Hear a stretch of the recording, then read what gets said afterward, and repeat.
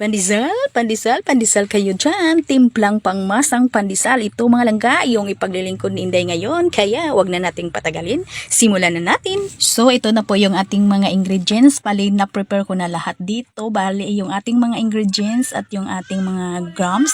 Nasa screen lang po natin. Sundan nyo lang po mga langga.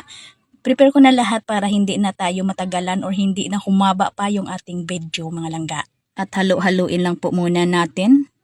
At maglagay tayo dito ng ating tubig at tunawin lang po muna natin yung ating mga dry ingredients before tayo maglagay ng ating harina. Kung may nanonood man po sa atin ng mga beaker, iba't iba po tayong diskarte ng ating paggawa ng ating pandesal.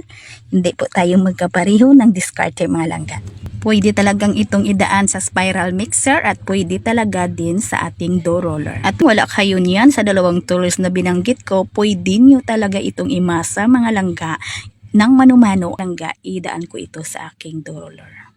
At kahit hindi po tayo dito gumamit ng gloves at sigurado namang malinis po yung atong kamay.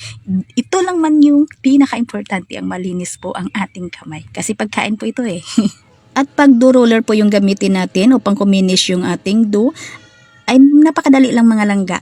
Nasa 2 to 3 minutes lang po ay napakinis na po natin yung ating dough. At mga langga, cut ko lang ito sa 10 grams. At kayo nang bahala kung ilang grams yung putol ninyo at magkano yung bintahan ninyo. Isa amin dito mga langga, parang kami lang dito yung may tagpipiso pa na pandesal Tsaga-tsaga lang talaga mga langga kahit medyo matrabaho basta mabinta lang. Kasi yung hinahanap talaga ng mga customer ko tagpipiso. Kaya pinagtsagaan ko na lang talaga basta araw-araw po makapaubos lang po ako ng 6 na kilo. Ayos na yan sa akin mga langga. May pang ulam-ulam na po tayo. Po yung ginagawang mga breadcrumbs na ito ay yung mga toasted lamang po na dinurog ko at sinala.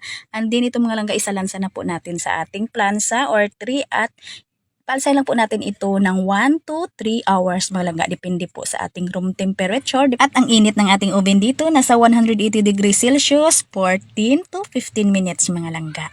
Ayan na po, luto na po yung ating pandesal. Bali, pinaalsa ko lang po ito mga langga ng 3 hours. And then ito na, lutong-luto na. At napakabango naman mga langga.